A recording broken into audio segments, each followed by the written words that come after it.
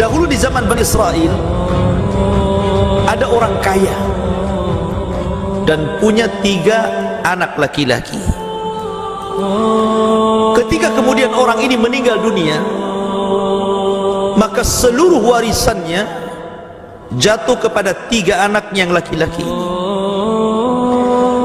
Yang satu karena dia orang saleh, setelah dia mendapatkan harta warisan, dia infakkan hartanya sampai habis, dan dia hanya punya anak laki-laki dan tidak dapat hidup dengan senang. Karena apa? Sama bapaknya warisannya itu diinfakkan di jalan Allah Subhanahu wa ta'ala. Kemudian yang kedua, dia infakkan separuh hartanya, jadi masih ada sisa separuhnya, dan dia punya anak laki-laki. Kemudian yang ketiga, sama sekali tidak diinfakkan hartanya, dan dia punya anak perempuan. Lah yang ketiga ini semakin kaya raya, dan yang pertama miskin karena seluruh hartanya diinfakkan. Akhirnya kemudian anak yang nomor 2 yang laki-laki ini dijodohkan dengan putri dari orang yang ketiga yang kaya raya ini. Sementara orang miskin ini gak punya jodoh, dia tetap miskin. Dari dulu rupanya sampai sekarang, kalau perjodohan itu pasti melihat harta. Dijodohkan dengan orang miskin jarang yang mau, tapi kalau dijodohkan dengan orang kaya kan banyak yang mau gitu. Termasuk antum. Antum dijodohkan sama orang kaya mau gitu kan. Kenapa? Ya kalau mau usaha modal ada gitu kan. Akhirnya nikahlah wanita anak orang kaya ini dengan sepupunya yang laki-laki. Lah kemudian ayahandanya meninggal dunia. Yang laki-laki ini orang tuanya meninggal dunia semuanya. Kemudian ikut di rumah istrinya, di rumah mewahnya itu. Lah karena kemudian si laki-laki ini suami daripada wanita yang bapaknya kaya raya ini, dia menginginkan bahwa warisannya itu cepat jatuh ke tangan istrinya. Dia ingin mempercepat bagaimana caranya warisan ini jatuh ke tangan istrinya, anak perempuannya. Akhirnya kemudian dia bersiasat, bagaimana caranya. Suatu ketika dia keluar dengan mertuanya yang kaya itu ke sebuah tempat, dibunuhnya dia. Istrinya nggak tahu. Istrinya orang soleh, wanita soleh, suaminya yang kurang ajar. Dibunuh orang itu hanya karena supaya ingin cepat dapat warisan. Padahal dalam Islam, orang yang membunuh pemilik waris itu tidak berhak mewarisi kan. Bahkan ada sebuah kaidah yang mengatakan, man istajala qabla awani rukiba bihirmani. Orang yang bersegera sebelum waktunya justru dia akan diharamkan apa yang dikehendakinya. Makanya kalau seorang anak membunuh orang tuanya hanya karena ingin cepat dapat warisan, justru diharamkan warisan kepadanya. Atau mungkin seorang wanita menikah dengan kakek-kakek kaya gitu kan, biar cepat dapat warisan suaminya, dikasih racun serangga, matilah si kakek itu.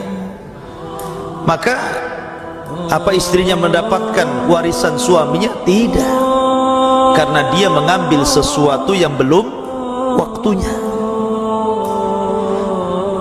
Sejarah ini secara singkat kemudian disebutkan dalam Al-Quran. Jadi setelah orang ini meninggal,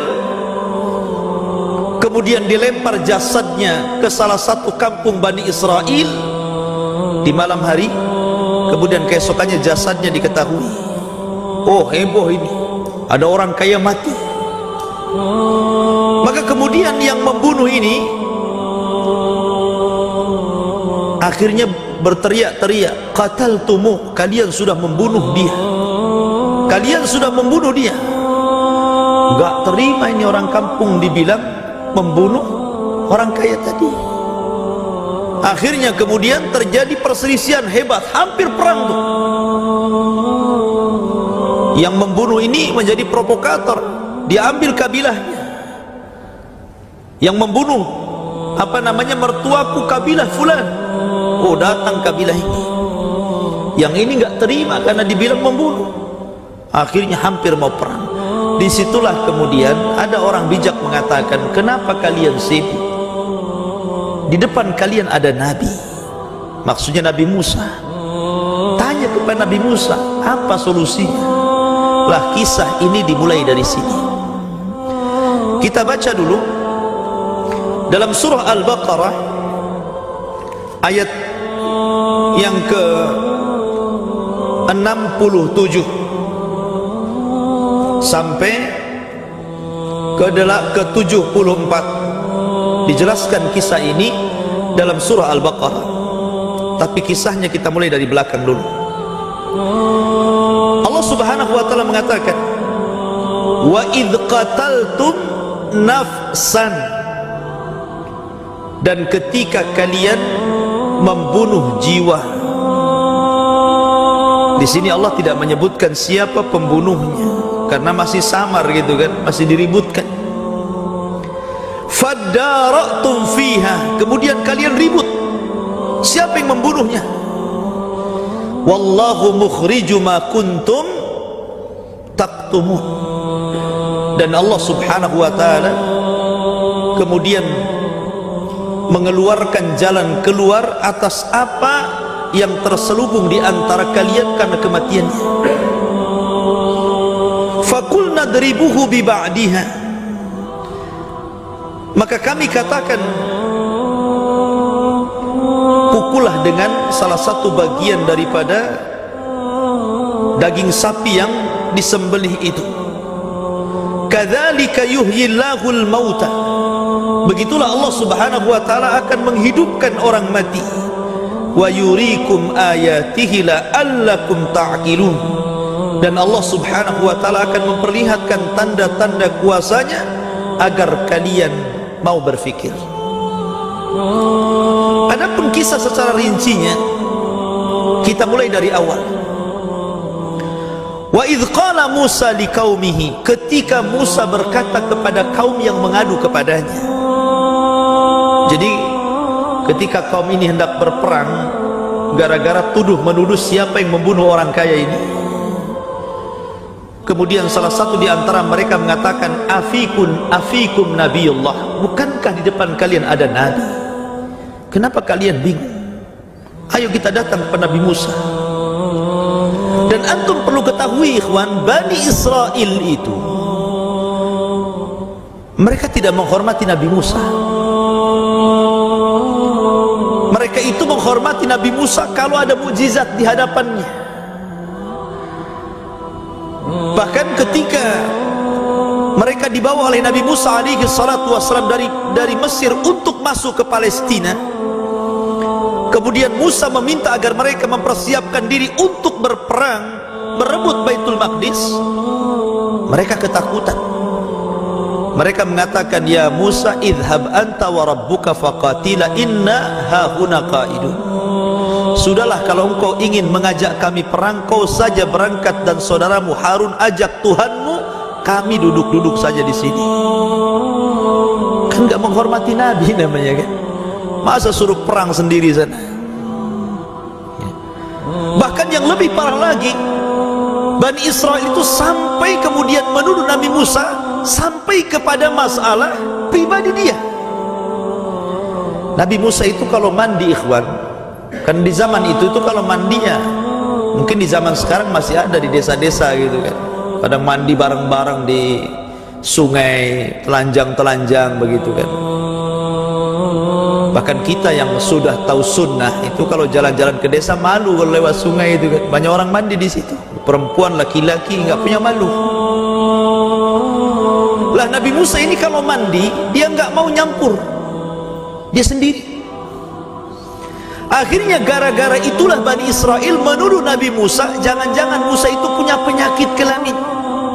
Bayangkan ya, jangan-jangan dia punya penyakitan gitu kan, entah kulitnya, entah apanya gitu, malu ditengok orang katanya. Akhirnya Allah subhanahu wa ta'ala ingin membuktikan kepada kaumnya Musa itu sehat orangnya. Jadi ketika Nabi Musa mandi, diletakkan pakainya di atas batu, tiba-tiba batunya berjalan ya. Dikejar-kejar Nabi Musa, Musa telanjang tuh. Allah buat jalan batu, kemudian batu ini terus lari gitu kan, dikejar sama Nabi Musa, sampai akhirnya batu itu berhenti di depan Bani Israel yang sedang mandi. Nabi Musa tidak pakai apa-apa karena pakainya di batu itu. Baru setelah orang-orang melihat Nabi Musa justru kulitnya mulus gitu kan, sehat, baru kemudian mereka percaya bahwa Musa tidak punya penyakit. Sampai seperti itu tuduhan Bani Israel kepada Nabi Musa itu. Makanya mereka tidak langsung mengadukan perkara mereka kepada Nabi Musa. Baru setelah kepepet datang kepada Nabi Musa. Nah di sini Allah mengatakan, wa idz qala Musa liqaumihi, dan ingatlah ketika Musa berkata kepada kaumnya, innallaha ya'murukum an tadhbahu baqarah. Allah perintahkan kepada kalian agar kalian menyembelih sapi betina. Dan antum perlu paham, Bani Israel ini kelamaan di Mesir, karena memang Mesirlah tempat anak pinak Bani Israel. Ketika Nabi Yusuf alaihi salatu wassalam menjadi bendaharawan Mesir, dialah yang memboyong seluruh keluarga Ya'qub, kemudian beranak pinak dan menjadi sebuah kabilah besar yang disebut dengan Bani Israel. Sehingga sedikit banyak tradisi mereka Bani Israel ini karena kelamaan di Mesir terkontaminasi ataupun terpengaruh dengan adat istiadat farainah, orang-orangnya Fir'aun, kaum Kibti. Terpengaruh akan apa? Terpengaruh tentang keyakinan dan agama mereka. Dan sapi, terutama sapi betina, bagi farainatul Misri, bagi orang-orangnya Fir'aun yang ada di Mesir, itu sangat dimuliakan. Sama di negeri kita juga ada ya, cuman kebo, bukan sapi. Apa bedanya kebo sama sapi? Sama aja ya. Di Jawa sana ada namanya kebo bule, namanya Pak Kiai Selamat ya kan? Itu dimuliakan tuh. Jadi orang Mesir itu juga sama, dulu zaman Fir'aun itu memuliakan sapi. Sehingga ketika Nabi Musa memerintahkan agar mereka menyembelih sapi, hati mereka kurang terima, karena hati mereka sudah terpaut. Wah, masa suruh nyembelih sapi? Sapi ini kan dimuliakan sama orang-orang Kibti, orang-orangnya Fir'aun. Kenapa enggak yang lain saja gitu maksudnya? Sehingga mereka mencari-cari alasan. Ketika Allah subhanahu wa ta'ala mengatakan innallaha ya'murukum an tadhbahu baqarah, Allah lah yang perintahkan, bukan Nabi Musa. Allah yang perintahkan. Makanya Nabi Musa mengatakan innallaha, sesungguhnya Allah, bukan Musa. Allah yang perintahkan agar kalian menyembelih unta betina. Tapi mereka mencari-cari alasan. Mereka mengatakan qalu atattakhiduna huzwa. Musa, kau ini bahasa kita macam mana? Ini ada orang mati, kita mau tahu siapa pembunuhnya, kau suruh kami nyembelih sapi. Apa kaitan sapi dengan orang mati? Kami ini cari siapa pembunuhnya, bukan suruh nyembelih sapi. Atattakhiduna huzwa, Kau mau buat main-main wahai Musa kepada kami? Maka Nabi Musa alaihi salatu wassalam mengatakan, qala a'udzu billahi an akuna minal jahilin. Aku berlindung kepada Allah kalau yang aku perintahkan ini sebuah kejahilan. Enggak mungkinlah Nabi Musa seorang nabi tiba-tiba menyeru sesuatu yang bodoh, mustahil. Ya. Dari sini menunjukkan bahwa orang-orang Bani Israel itu terlalu memakai logika mereka itu. Lain dengan para sahabat Rasul. Justru para sahabat Rasul sallallahu alaihi wasallam apabila Rasul memerintahkan sesuatu, maka logika mereka akan dikeluarkan. Kalau sudah sunnah Rasul, sudah nggak ada logika lagi. Sami'na wa ata'na, itu sahabat Rasul. Seperti yang dikatakan oleh Al-Faruq Umar ibn al-Khattab ketika mencium Hajar Aswad. Dia mengatakan, inni a'lamu annaka hajarun. Aku tahu engkau itu hajar saja, batu saja. La tadur wa la tanfa, tidak mendatangkan manfaat, madarat, dan tidak mendatangkan manfaat. Falaula anni ra'aitu an-nabiyya sallallahu alaihi wasallam yuqabbiluka ma qabbaltuka. Kalau aku tidak melihat Rasul mencium kamu, ngapain ku cium kamu? Di sini menunjukkan apa? Kecerdasan Umar dilepas. Gak berpikir lagi dia. Yang penting Rasul cium-cium. Nah, itu kan modelnya. Sama ketika para sahabat sholat, tiba-tiba di tengah-tengah sholat Rasul melepas sandal. Semua sahabat melepas sandal. Ya wajar karena masjid Rasul tidak sebagaimana masjid ini. Antum kalau pakai sandal ke sini marah takmirnya. Di situ kan masih ini lantainya masih pasir, jadi orang biasa pakai sandal. Ya, waktu saya di Yaman pun kadang-kadang kita sholat pakai sandal gitu kan. Jadi ketika Rasulullah SAW sholat, tiba-tiba di tengah sholat sudah dapat 1 rakaat itu, dilepas sandalnya di tengah-tengah sholat. Seluruh para sahabat ikut-ikut melepas sandal. Selepas sholat kata Rasul, Rasul itu kan tahu ya, dia diberikan mukjizat mampu melihat ke belakang sebagaimana mampu melihat ke depan. Itu mukjizat Nabi. Jadi tahu sahabat melepas sandal-sandalnya itu. Kata Nabi SAW, ngapain kalian melepas sandal ketika sholat? Mereka polos saja. Kami melihat anda melepas sandal, ya kami lepaslah. Gitu kan? Mungkin ada wahyu, kami tak tahu. Tapi Rasul mengatakan tidak. Jibril tadi datang ngasih tahu di sandalku ada najisnya, maka aku lepas. Apa di sandal kalian ada najisnya juga? Ya. Lah dari sini lihat, sami'na wa ata'na para sahabat itu luar biasa. Mereka meletakkan kecerdasan. Tapi Bani Israel tidak. Ya. Pakai akal dulu, membantah dulu nabinya gitu kan. Ini Musa ada orang mati, kenapa kau suruh kami nyembelih sapi? Pakai akal kan. Coba kalau seandainya mereka seperti sahabat Rasul, ketika Nabi Musa mengatakan, hei, sembelih sapi betina, selesai nanti urusannya itu, mungkin mereka tidak akan kerepotan. Mereka bisa mengambil sapi yang kecil, sapi yang besar, sapi yang cacat, sapi yang sehat, sapi yang betina, sapi yang laki-laki, sapi yang warna hitam, sapi yang warna putih. Pokoknya sembarang sapi, selesai urusan begitu kan. Tapi mereka tidak mau menyelesaikan urusan, mau memperpanjang urusan, itu masalahnya ya. Makanya kemudian mereka mengatakan, qalu du'u lana rabbaka yubayyin lana ma hi. Musa, kami siap menyembelih sapi sekarang karena itu perintah Tuhan. Tapi saya ingin tahu, tolong kau berdoa kepada Allah untuk kami, yubayyin lana, agar Allah menjelaskan kepada kami mahi, seperti apa sapinya. Kan? Mulailah kesulitan ini. Kemudian Allah mengatakan, qala innahu yaqul innaha baqaratun la faridun wala biqrun awanum baina dhalik faf'alu ma tu'marun.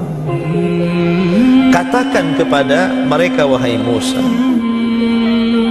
sapi yang disembelih itu harus sapi yang tengah-tengah, la farid wala bikr.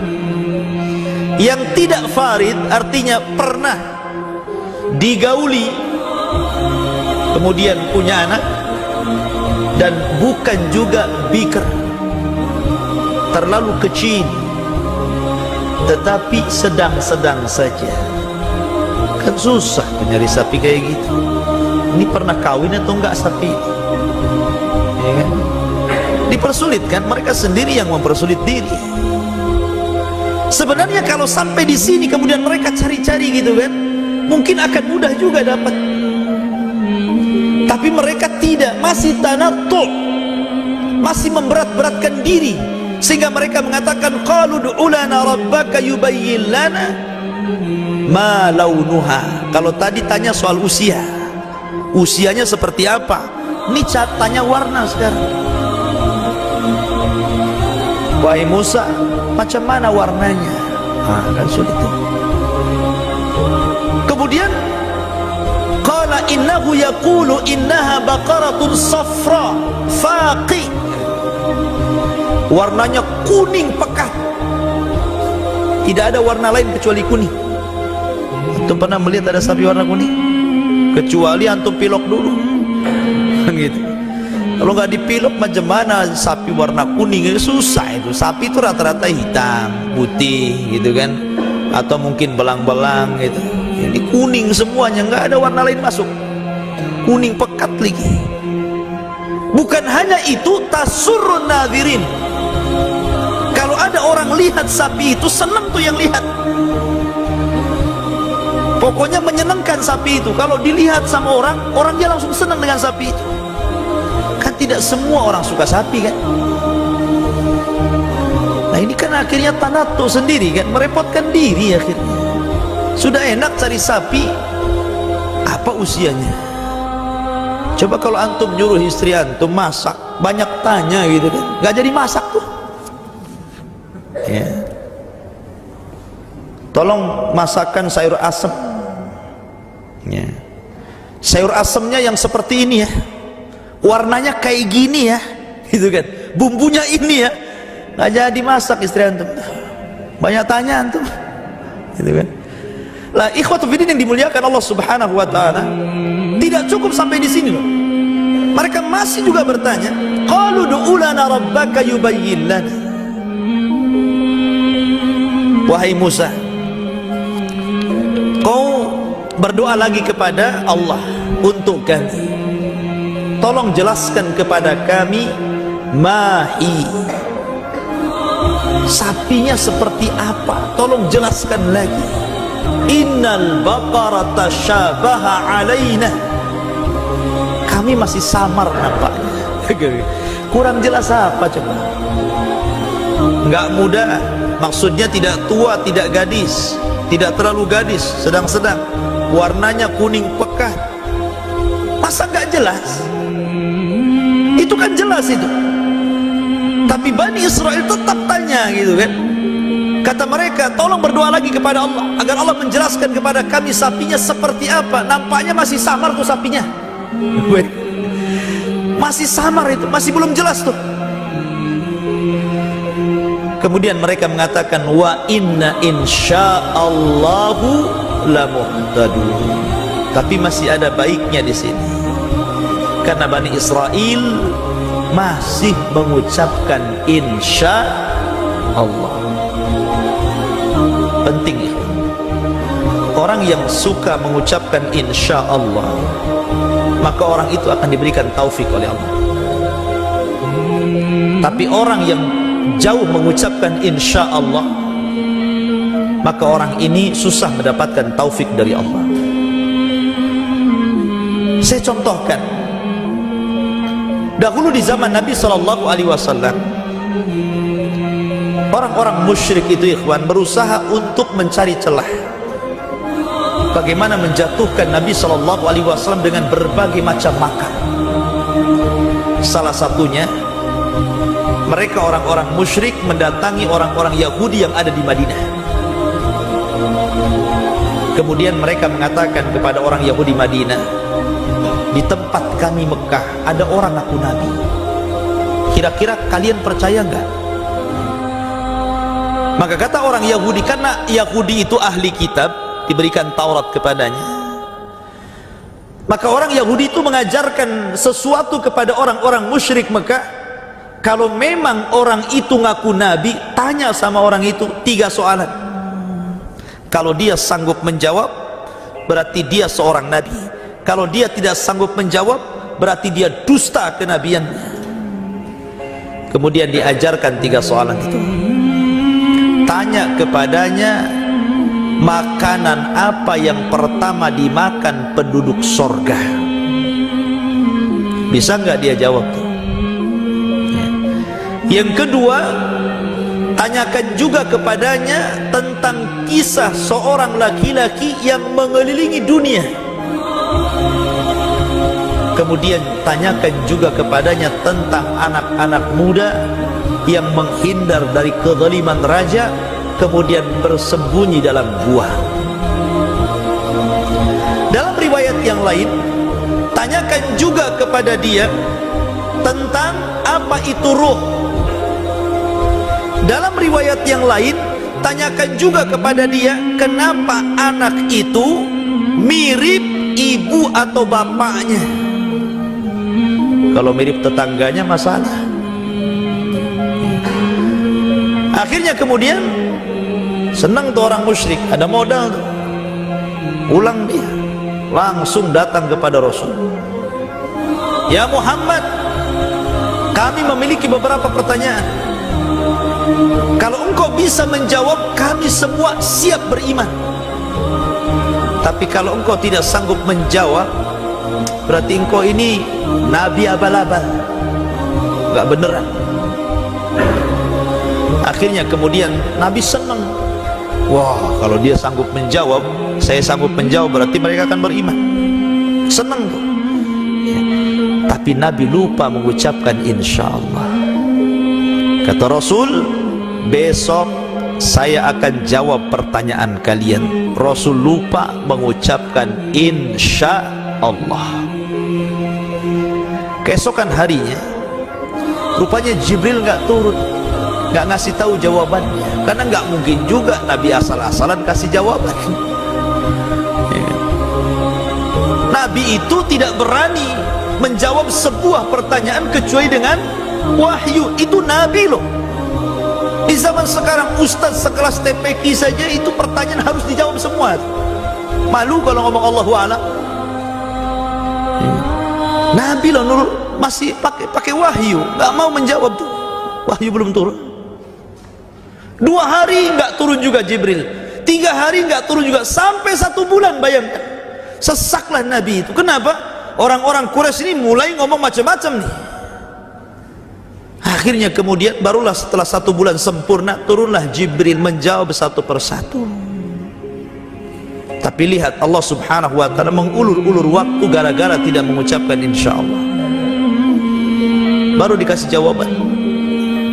Adapun makanan yang pertama dimakan penduduk sorga, hatinya ikan paus. Katakan, itu hatinya ikan paus.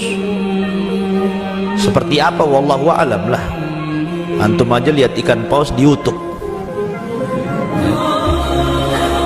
Kemudian adapun laki-laki yang keliling dunia selama 500 tahun menurut riwayat Ibnu Abbas radhiyallahu anhu, dari arah barat, timur, selatan dan utara, hanya berdakwah untuk Allah, dialah Raja Dzulqarnain.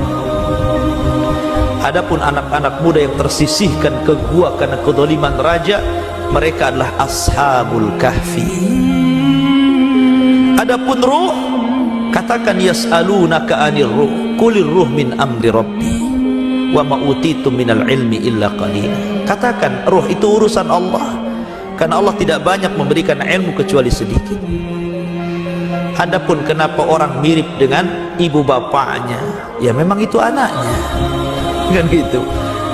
Maksudnya, kenapa anak ini terkadang mirip bapaknya dan terkadang anak ini mirip ibunya? Katakan kalau memang, maaf, cairan sperma itu lebih banyak didominasi oleh laki-laki, maka akan mirip bapaknya. Kalau lebih banyak didominasi oleh perempuan, maka mirip ibunya. Kalau 50-50 ya comot sana comot sini lah ya. Hidungnya bapaknya, matanya ibunya gitu kan. Cuman masalahnya kulitnya kayak tetangganya. Di zaman Rasul ada juga seperti itu. Bapaknya putih, ibunya putih, anaknya negro. Jadi suaminya marah, jangan-jangan kau selingkuh katanya. Akhirnya kemudian datang kepada Rasul. Rasul, tengok kami, saya putih, istri saya putih, kenapa anaknya hitam? Kata Nabi SAW, kamu punya unta nggak? Iya, punya unta. Ada nggak anak untanya itu yang lain warnanya dengan bapak dan ibu untanya itu? Ada. Boleh jadi anak yang warnanya lain itu keturunan nenek moyang dari bapaknya itu. Mungkin kakekmu yang keberapa itu hitam. Nah, ini turunannya. Itu maksudnya. Ya. Taib. Khotufidin yang dimuliakan Allah Azza wa Jalla. Lanjut. Kemudian qala innahu yaqulu innaha baqaratun la dhalulun tuthirul arda wa la tasqil hartha musallamatun la syiyata fiha. Kemudian Nabi Musa mengatakan, sesungguhnya Allah Subhanahu wa taala telah menjelaskan kembali bahwa unta betina itu la dhalul tuthirul arda, tidak pernah digunakan untuk membajak sawah. Kemudian wala taskil hartha, dan tidak digunakan untuk mengairi ladang, karena zaman dulu itu kan belum ada sanyo Pak ya. Jadi sumur itu dalam, kemudian timbanya dimasukkan, kemudian pakai tambang ke atas, lah tambang ini ditarik unta, ditarik sapi. Jadi kalau dicemplungkan, kemudian sapinya disuruh pergi, nanti timbanya naik, gitu kan? Jadi tenaganya kan pakai tenaga sapi. Atau terkadang kemudian airnya ditaruh di punggungnya sapi itu, kemudian untuk ngairi ladang. Itu zaman dulu. Makanya di sini untanya itu sapi betinanya itu tidak pernah untuk membajak ladang, dan tidak pula juga pernah dipakai untuk mengairi sawah. Memang nggak pernah kerja pokoknya. Maka kemudian setelah 3 sifat ini kemudian dijelaskan, baru mereka mengatakan al-an ji'ta bil haq. Sekarang jelas sapinya. Jelas katanya. Masalahnya ada nggak sapinya itu? Udah jelas ini sapinya kan, usianya dijelaskan, warnanya sudah dijelaskan, sifat-sifatnya sudah dijelaskan. Sekarang tinggal carilah sapinya. Hal anji'ta bil haq. Allah katakan fadabahuha wa ma kadu yaf'alun. Kemudian mereka menyembelih sapi itu, hampir mereka tidak sanggup untuk melakukannya. Kembali ke kisah mukaddimah tadi, kita tahu bahwa 3 orang tadi kan ada bapak kaya, punya anak 3 laki-laki. 1 dapat warisan diinfakkan, punya anak laki-laki miskin. Kemudian bapaknya meninggal jadi anak yatim. Kemudian yang kedua diinfakkan separuh, punya anak laki-laki masih ada harta separuh warisannya. Kemudian orang ketiga tidak diinfakkan, bakhil, akhirnya dikembangkan jadi kaya raya, punya anak perempuan. Nikahlah yang tengah dengan yang ketiga, akhirnya kaya, dibunuh mertuanya supaya cepat dapat warisan. Lah yang pertama ini, si miskin yatim ini tidak punya harta kecuali sapi. Dan ini menunjukkan fadlus sedekah, keutamaan sedekah. Karena ketika bapaknya hidup mendapatkan harta warisan banyak, disedekahkan semuanya sehingga miskin. tapi dia tidak mendapatkan warisan kecuali sapi betina tadi. Ceritanya begitu. Lah ketika bapaknya sudah meninggal, maka kemudian ibunya mengatakan, nak, bapakmu tidak meninggalkan sedikit pun dari harta warisan kecuali seekor sapi betina, dan sapi itu ada di ladang fulan ibn fulan. Kau cari ke sana, kau rawat itu warisan bapakmu. Dan subhanallah, sapi itu satu-satunya persis seperti yang disifatkan oleh Musa. Nggak ada lagi sapi kecuali itu, yang sifat-sifatnya persis seperti sifat-sifat yang disifatkan Musa kepada Bani Israel. Tengah-tengah, tidak terlalu muda, tidak terlalu tua, tidak pernah untuk membajak sawah dan mengairi kebun, dan warnanya sangat kuning dan orang suka melihatnya. Dan sapi itu liar, tidak bisa didekati orang. Tapi ketika kemudian sapi itu melihat pemilik aslinya, anak yatim ini, justru sapi itu yang menghampiri anak yatim itu. Langsung kemudian sapi itu jinah, kan itu pemiliknya. Orang-orang pun heran, tapi orang-orang sudah tahu memang itu pemiliknya. Maka kemudian dibawalah pulang sapi itu ke rumahnya dan dirawat. Lama kelamaan kemudian mereka pun karena kurang ekonomi, akhirnya meminta kepada ibunya supaya dijual saja sapi itu. Kata ibunya, nggak apa-apa, kamu jual sapi itu, tapi anak ini subhanallah dikenal dalam beberapa riwayat, anak ini walaupun yatim sangat berbuat baik kepada orang tuanya, karena memang keturunan keluarga soleh dan soleha, sangat berbuat baik kepada ibunya. Sampai kata ibunya, nak, kau bawa sapi ini ke pasar, kau jual dia jangan lebih dan kurang dari 8 dinar. 8 dinar saja kau jual. Berangkat nih anak yatim di bawah sapinya. Kemudian dari situ Allah Subhanahu wa taala mengutus salah satu malaikat untuk menjelma manusia dan seolah-olah menjadi pembelinya. Ketemulah sama anak yatim yang bawa sapi itu. Kata malaikat yang pura-pura jadi orang dan jadi pembeli sapi mengatakan, nak, kau mau bawa ke mana sapi ini? Mau bawa ke pasar, pak, mau dijual. Berapa harganya? 8 dinar saja. Kata malaikat ini, bagaimana kalau aku beli 10 dinar, tapi jangan bicara sama ibumu. Yang 8 dinar kasih ibumu, yang 2 dinar masuk ke sakumu. Kata anak ini, nggak mau. Ibuku suruh jual 8, nggak mau saya jual 10. Kalau antum kan, oh mau gitu kan. Ya mumpung kan gitu kan, ini udah lebih dari target ini kan gitu. Orang sekarang, jangan orang tua, anak kecil udah pinter nilep duit anak sekarang ini ya. Akhirnya kata anaknya, tunggu dulu, saya kasih tahu ibu saya dulu, karena anak ini berbuat baik, dia jujur, nggak mau dia menyelisih perintah ibunya. Balik dia cepet-cepet ke rumahnya.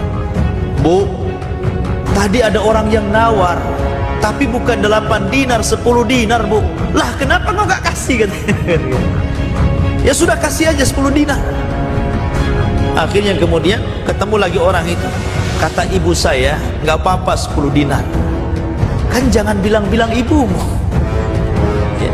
Sudah gini saja, bagaimana kalau sana ku tambah 15 dinar, tapi jangan bicara sama ibumu. Yang 10 kau kasih ibumu, yang 5 masukkan ke sakumu itu. Tetap nggak mau dia. Nggak bisa ini, saya harus ngomong ibu saya dulu, bayangkan ya. Anak ini anak saleh. Kata ibunya, kasih saja 15 dinar, kasih. Ini dari 8 ke 15 gitu kan, udah banyak untungnya ini ya. Kasih saja.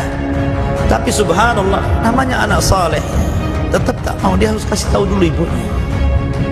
Akhirnya terakhir, malaikat ini mengatakan, sebenarnya Allah hendak menguji kamu dan keluargamu. Jangan kau jual sapi ini, kau rawat saja di rumahmu. Nanti ada orang yang datang kepadamu, pasti membelinya, pasti membelinya. dan jangan kau jual kecuali dengan emas seberat sapimu. Oh, emas seberat sapi. Kalau 15 dinar itu kan baru ekornya saja, ya kan? Ini emas seberat sapi, coba bayangkan. Akhirnya pulang anak, diceritakan sama ibu. Ibunya sudah punya firasat lain. Kata ibunya, yang sudah, gak usah dijual. Betul, beberapa waktu setelahnya datang rombongan Bani Israel. Setelah mereka mendapatkan informasi ada sapi persis sifat-sifatnya yang disifatkan Musa alaihi salatu wassalam atas perintah Allah, ternyata sapi itu ada di anak muda itu. Dan anak muda itu masih teringat dengan pesannya malaikat tadi kan itu. Jangan dijual kecuali dengan emas seberat sapinya. Itu saja. Kalau kalian ingin sapiku silahkan, tapi saya jual dengan seberat emas seberat sapiku. Kalau enggak saya jual. Mau cari sapi di mana lagi? Cuma satu masalahnya. Akhirnya terpaksa kabilah itu mengumpulkan emasnya, baik kabilah yang dituduh membunuh atau kabilah yang menuduh membunuh. Mereka kumpulkan semua emas-emasnya itu, bengkrap mereka. Gimana gitu, emas seberat sapi banyak itu. Aku udah dapat ditimbang, dengan sapinya ditimbang, oh sama, kaya dia. Tuh lihat, bapaknya dulu ketika mendapatkan warisan disedekahkan semuanya. Inilah samarah sedekah. Karena orang yang bersedekah itu manaqasa min mali sedekah, tidak mungkin berkurang harta yang disedekahkan, bal yazdad, bahkan bertambah. Nih, dulu harta yang diinfakkan waris itu tidak seberapa, Allah tambah dengan luar biasa, emas sebesar sapi, kaya raya akhirnya dia. Maka kemudian setelah mereka membeli sapi itu dengan emas tadi, kemudian dibawalah sapi itu kepada Nabi Musa alaihi salatu wassalam, fadzabahuha. Maka kemudian sapi itu disembelih. Maka kemudian Allah mengatakan fakul nadribuhu bi ba'diha, tolong ambil sebagian daging sapi itu. Maka mereka mengambilkan sebagian daging sapi itu, kemudian diserahkan kepada Musa. Dan ini mukjizat Nabi Musa. Dipukulkan sama orang mati itu sekali pukulan, kadzalika yuhyillahul mauta, tiba-tiba hidup lagi dia. Setelah mendapatkan pukulan dari sapi itu kayak orang tidur gitu kan, kemudian dipukul terperanjat kaget gitu kan, langsung dia bangun. Kata Nabi Musa, man qatalah, siapa yang membunuhmu? Dilihatnya satu-satu orang-orang itu, itu yang membunuh saya katanya. Habis itu mati lagi. Jadi sudah ditunjuk siapa pembunuhnya, langsung mati lagi. Rupanya dia nunjuk siapa? Nunjuk laki-laki yang menikahi putrinya, anak daripada pamannya. Masih menantunya, nunjuk menantunya, ini yang membunuh saya katanya. Akhirnya dikisos, dihukum sebagaimana hukum Taurat, dibunuh dia akhirnya. Nah di sini ikhwatu fiddin yang dimuliakan Allah Azza wa Jalla, bagaimana Allah Subhanahu wa taala ingin mengkisahkan kisah Al-Baqarah ini. Cukuplah kisah Al-Baqarah ini kisah yang sangat agung sekali ikhwan, sampai Allah Subhanahu wa taala meletakkan di awal-awal surah, bahkan langsung diberi nama Al-Baqarah, sapi betina. Bahkan Rasul pernah mengatakan, siapa yang membaca surah Al-Baqarah di rumahnya, maka akan lari syaitan dari rumahnya. Bahkan sebagian para ustadz yang berpengalaman dalam ruqyah, mereka apabila memeruqyah seseorang membaca surah Al-Baqarah, itu paling cepat. Jadi jin-jin yang masuk ke tubuh kita itu kalau dibacakan Al-Baqarah cepat lari itu. Ya, jadi memang Al-Baqarah itu banyak keistimewaannya. Oleh karena itulah maka disunnahkan seorang itu membaca surah Al-Baqarah supaya setan lari dari rumah. Ada dalam riwayat, walaupun sebagian para ulama melemahkan riwayatnya, berapa hari setan itu lari setelah anda baca surah Al-Baqarah? 3 hari setan lari, rumah antum akan bebas dari setan. Tapi setelah 3 hari datang lagi, baca lagi lah nanti biar lari lagi kan. Jadi itu diantara kisah surah Al-Baqarah, Baqaratu Bani Israil. Wallahu a'lam.